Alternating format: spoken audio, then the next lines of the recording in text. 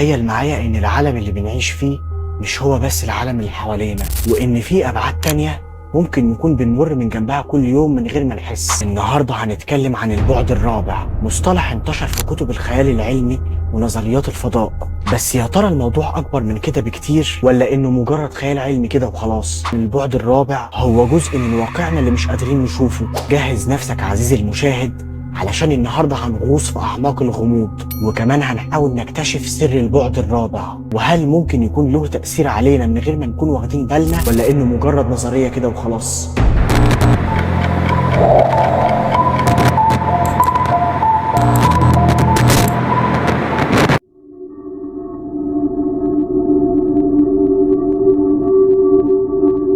في البداية لازم تبقى عارف إن العالم اللي حوالينا مبني على 3 أبعاد أساسية: الطول والعرض والارتفاع، واللي تقريبا بنشوفهم في كل حاجة حوالينا. لكن لما نيجي بقى للبعد الرابع هنلاقي العلماء بيقولوا إن ده بعد مرتبط بالزمن. يعني كل حاجة بنشوفها دلوقتي بيكون ليها بعد زمني بيتغير مع مرور الوقت، وده طبعا بيوضح لنا إننا بنعيش في عالم رباعي الأبعاد.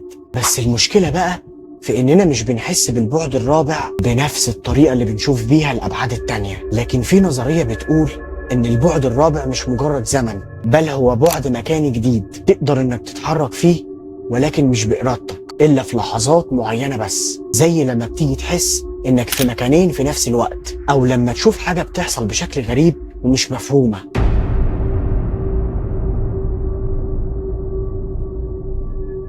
العلماء عزيزي المشاهد اللي بيشتغلوا في الفيزياء الكونية بيقولوا إن العالم حوالينا مليان بأبعاد تانية كتير مختلفة، واللي من ضمنهم البعد الرابع. نظرية الأوتار الفائقة بقى بتفترض إن الكون بيتكون من أوتار صغيرة جدا وأبعاد متعددة، يعني كده حوالي 10 أبعاد أو أكتر. والأبعاد دي ممكن تكون ملفوفة بطريقة مش بنقدر نشوفها أو نحس بيها بشكل مباشر، لكن وجودها في حد ذاته بيفسر لنا حاجات كتير. زي عندك الجاذبية وقوة الطرد المركزي.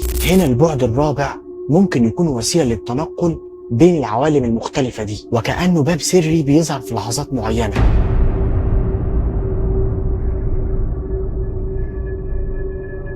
في النظرية النسبية العامة لأينشتاين، الزمن والمكان مرتبطين ببعض وبيتسموا بالزمكان. أهو البعد الرابع بقى في النظرية دي هو الزمن، واللي بدوره بيأثر على كل حاجة في الكون، من حركة الكواكب بقى لمرور الوقت. يعني مثلا لو في جسم كتلته كبيرة زي الثقب الأسود، هو بيشوه الزمكان حواليه، وده بقى عزيزي المشاهد اللي بيأثر على مرور الوقت. عايز أقولك إن الفكرة دي بتدينا انطباع إن البعد الرابع مش مجرد حاجة بنشوفها، لكنه حاجة بنعيشها وبنشعر بيها طول الوقت.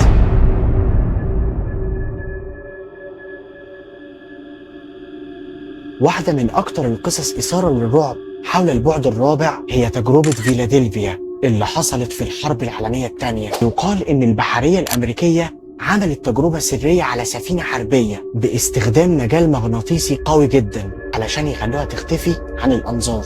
الغريب إن الشهود اللي حضروا التجربة بيقولوا إن السفينة اختفت فعلا، وكمان ظهرت في مكان تاني لبضع لحظات. ده طبعا حصل قبل ما ترجع لمكانها الأصل. وبعض الجنود اللي كانوا على متن السفينة حكوا عن تجارب غريبة حصلت لهم، زي إنهم حسوا إنهم اتنقلوا عبر الزمن أو شافوا أحداث حصلت في المستقبل. الحكاية دي لو كانت حقيقية فممكن تكون دليل على وجود البعد الرابع وقدرة البشر على استخدامه في حالات معينة. لما نيجي بقى لتجارب الاستبصار ورؤية المستقبل، هنلاقي إن في ناس بيقولوا إنهم بيقدروا يشوفوا المستقبل أو إنهم بيتنبأوا بحاجات هتحصل، وده ممكن يكون نتيجة لقدرتهم على التفاعل مع البعد الرابع.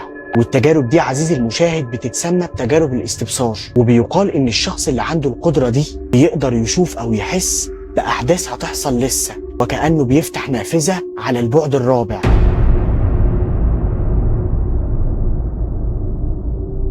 البعد الرابع عزيزي المشاهد ارتبط بالحياة اليومية، زي عندك ظاهرة الديجافو.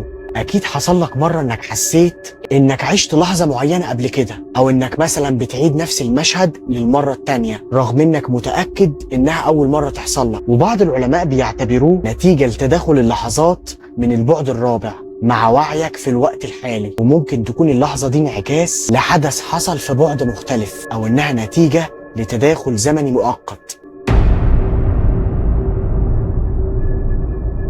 ولو عجبك الفيديو ما تنساش تعمل لايك وشير وتشرفني بالاشتراك في القناة.